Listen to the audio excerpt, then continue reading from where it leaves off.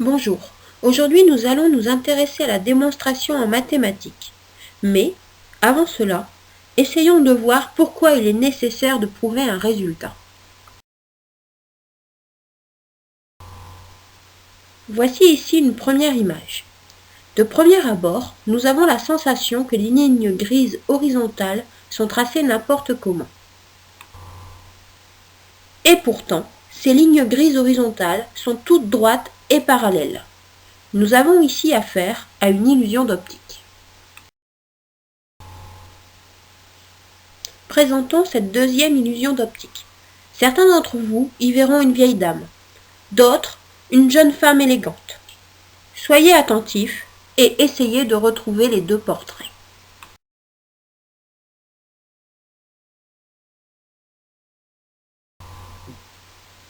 Nouvelle image. Ici, nous avons l'impression qu'à l'intersection des lignes grises, les points sont tantôt noirs, tantôt blancs. Et pourtant, tous les points restent tout le temps blancs.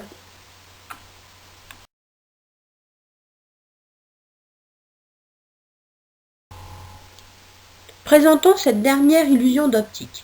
Dans ces deux figures, nous avons l'impression qu'un triangle noir a été tracé pour la première figure et que sur la deuxième figure est dessiné un carré noir. Mais cela est impossible. Comment peut-on tracer un triangle ou un carré noir sur un fond noir ?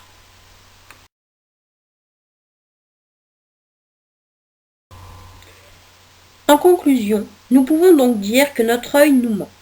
Nous avons parfois l'impression de voir des choses qui n'existent pas, ou de voir des choses d'une façon qui ne correspond pas à la réalité. Mais, si notre œil nous ment, il nous ment tout le temps. À la maison, à la récré, mais aussi en cours de maths.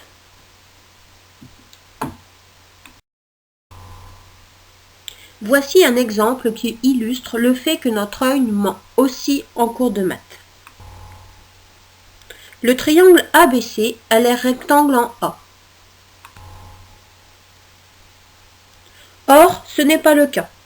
L'angle B mesure 38 degrés. L'angle C mesure 51 degrés. Nous savons, grâce à une propriété apprise en cinquième, que dans un triangle, la somme des angles vaut 180 degrés. Si j'additionne 51 degrés et 38 degrés, je trouve 89 degrés.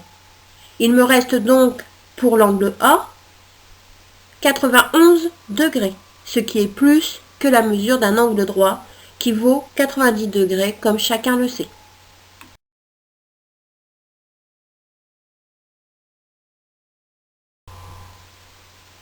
La question se pose donc de savoir comment faire en mathématiques pour vérifier si ce que l'on dit est vrai.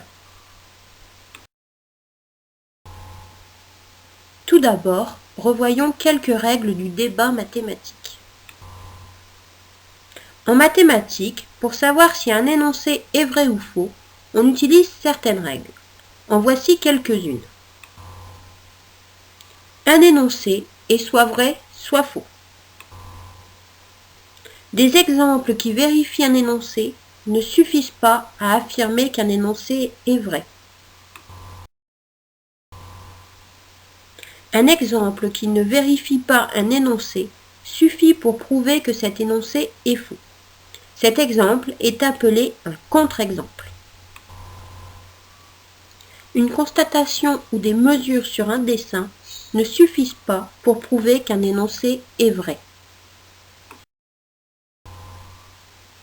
Terminons par un petit peu d'histoire des mathématiques.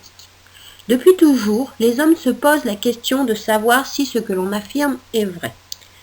En physique, en sciences de la vie et de la Terre, en chimie, ce sont les expériences qui valident les théories des chercheurs.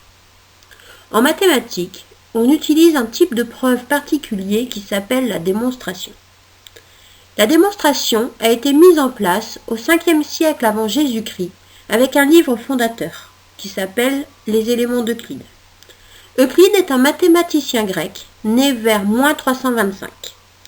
Il travaillait au musée d'Alexandrie et à l'école des mathématiques.